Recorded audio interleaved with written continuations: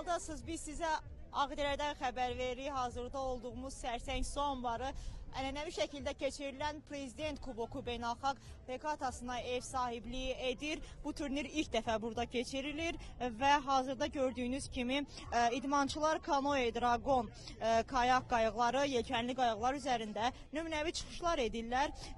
Daha sonra ilk yarışlar olacaq. Və bundan sonra isə iştirakçı ölkələrin bayraqlarını daşıyan skuterlər su üzərində dövrə vuracaqlar. Tədbir çərçivəsində milli musiqi nümunələri və rəqs nümunələri də nümayiş etdirilir.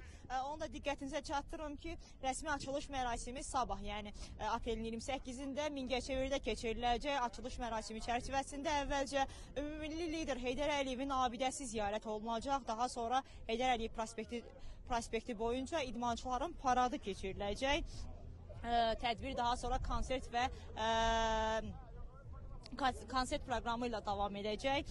Onu da sizin diqqətinizə çatdırım ki, turnirə mayın 1-də yekun vurulacaq. Azərbaycanla yanaşı 15-ə yaxın ölkədən, daha doğrusu 15 ölkədən 100-dən çox idmançı iştirak edir. Mənim bu saata çatdıracaqlarım bunlar idi. Siz Realı izləməyə davam edin ki, ən son informasiyalardan vaxtında xəbərdar olasınız.